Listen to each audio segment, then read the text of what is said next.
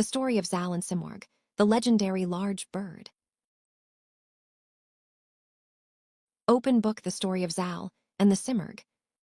Long ago, in the land of Persia, there lived a mighty warrior and ruler of Sistan named Sam Naraman. He was a great hero, known throughout the land for his strength and valor.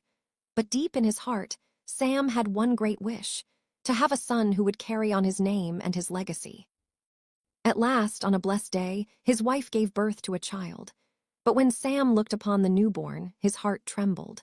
For the child had hair as white as snow and a face like that of an old man, though he was just an infant.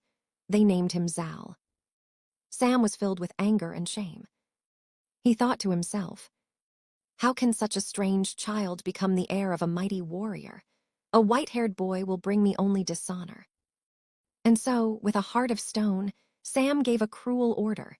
The infant was to be abandoned on the slopes of Mount Alborz, left to perish among the beasts of the wild. Sunrise over mountains, the abandonment of Zal. Under the cold night sky, the helpless baby was placed on the mountain.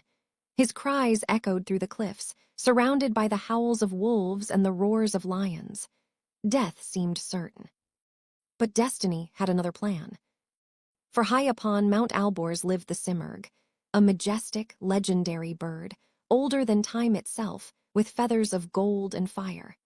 When the Simurgh heard the cries of the infant, she descended from her lofty nest and found the abandoned child. Her heart, filled with wisdom and compassion, was moved. "This child is forsaken, yet innocent," she thought. "I will raise him as my own." The Simurgh carried Zal to her nest, where she and her young chicks nurtured him.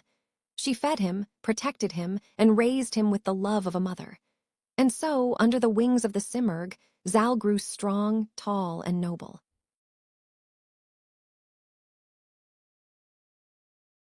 Bow and arrow: Sam's dream and return. Years passed. Zal had grown into a striking young man, tall as a cypress, handsome and brave, though his hair remained snow-white. One night, Sam had a troubling dream. The wise priests told him, "Your son still lives, nurtured by a power beyond this world. Seek him on Mount Alborz, for he is destined for greatness."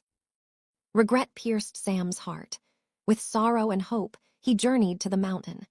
There he heard stories from villagers about a strange young man who lived with the great bird.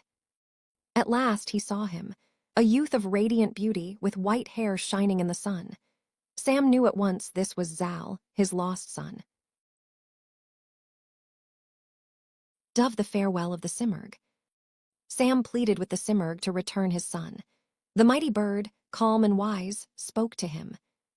"I have loved this boy as if he were my own, but now it is time for him to live among his people.